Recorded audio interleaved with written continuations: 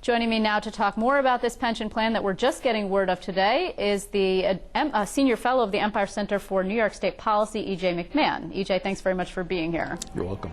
So this isn't actually a surprise. We knew that there was going to be pension reform coming down the pike, and we knew that a sixth tier was something that actually the Mandate Relief Task Force had proposed. But this is the first time that we are getting word that the governor is really going to do something about it. You think it doesn't have enough teeth from what we know?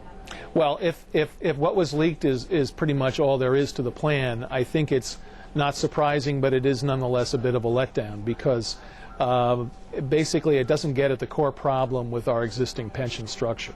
Well, now, just to be fair, though, I mean, you're very conservative, right? I mean, you would like to see things completely overhauled, and so it would be more like a 401k. Well, I don't think that's, I think if you look at the debate on this around the country, there's an increasing number of people, regardless of where they are ideologically, who agree on the need to fundamentally change the pension paradigm. I don't think that's just a politically or philosophically conservative position. I think there's quite a few people who consider themselves liberals who would say the same thing. It's a question of benefit levels and overall compensation and not structure. The problem with the structure of public pensions today is that they expose taxpayers to open-ended financial risk and great degree of volatility, and the result is what we have now, which is that they're crowding out other essential services. You know, it's interesting. There's a talk here. And again, the details are very scant, right? And the governor said today that he said within a matter of days and shortly, those are exact quotes from him, that we will be seeing actual proposal from him. So we do not have details. However, we do know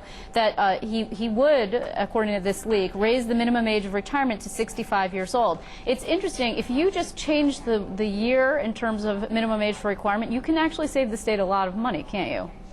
I suppose so, although the details are not available. The minimum age of retirement for everybody born since 1960 in Social Security is not 65, it's 67. But I think that messing or moving around the minimum age of retirement again is not the key to real pension reform. It does create a structure that under its own financing rules is, quote, less expensive, unquote. But again, the problem with this whole system is that it's very difficult to predict the long-term costs of the system, and it does expose taxpayers to a great deal of financial risk. You know, though, he is in the midst of contract negotiations with CSEA and PEF. Those are the two largest state workers' unions. Right. And we just saw a setback, ostensibly, for the Cuomo administration because Council 82, which is this smaller union of law enforcement officials for, say, DEC or SUNY, rejected their contract, which was supposed to be a model, and it had some serious concessions in it. Right. Now, the thing is, you of course are seeing the unions come back and say, you know, this is inappropriate, etc. But is it appropriate for him to be proposing, at the same time he's in contract negotiations, a policy shift that impacts the unions? Absolutely. It's actually against the law to negotiate pension benefits. You can't make any binding agreement on pensions as part of collective bargaining. That's been part of state law for almost 40 years now. This is an important public policy decision that's properly made by the legislature and the governor and need not be made in consultation with unions. Whether it's during, after, or before contract negotiations, this is a pressing public policy issue with a major financial impact and ultimately an economic impact on New York, and it's got to be addressed. And it really can and should be addressed quite independently of contract negotiations. I'd also point out that any change in the pension structure and pension benefits that was made now would not affect any current union member.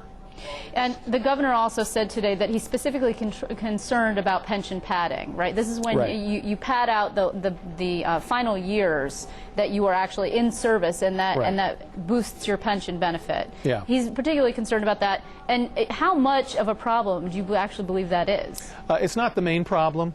It's explicitly allowed by law. I mean, I saw a quote from him today that actually compared this to a type of fraud. It's not fraud, it's legal. It's what the law is constructed so that your final average salary computation includes overtime and other extra salary you get for working holidays or weekends. Right. That's the way it's always been structured.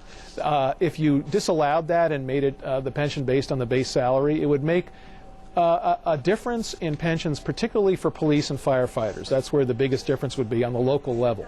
But again, that's not the main problem. You know, and of course, we saw the statements, as I mentioned, from the two largest unions. One of them talks about, and that's CSEA, talks about that he prefers to protect the rights of millionaires because he didn't extend the millionaires tax. This is a saw that we have actually heard throughout the budget fight and beyond. But this is interesting from the PEF spokeswoman, Darcy Wells. She says there are significant changes under Tier 5, and there hasn't been enough time to actually see those come to fruition. Now, you think Tier 5 didn't go strong enough, long enough, or strong enough. This is the Patterson administration did this. Right. Do you agree with that there hasn't been enough time to see that? I'm not quite sure what PEF means by that. Tier 5 is basically restoring what Tier 4, for PEF in particular, I don't know why they feel they need more time with it. They already lived under Tier 5. Basically, when the current leadership of PEF was hired, they basically were, their benefits were what's now Tier 5. That was Tier 4. Tier 4 was sweetened over the next 25 years to the point where Tier 5 was necessary to restore the benefit levels in effect under Tier 4 for people in those bargaining units. Okay. So I don't know why they need more experience with it. They've had plenty of experience with it. Okay, well, obviously, I mean, there are a lot of numbers flying around here. We're going to have you back when we actually see the bill language, or at least a little bit more in terms of detail from the governor, because, again, before everybody gets upset, we just don't know what it's going to look like. But I really appreciate you coming in to talk to us about it, because, of course, we have a lot of viewers who are state workers and people who are all of us almost are taxpayers, so it's all pretty important. Thank you, EJ. Thank you.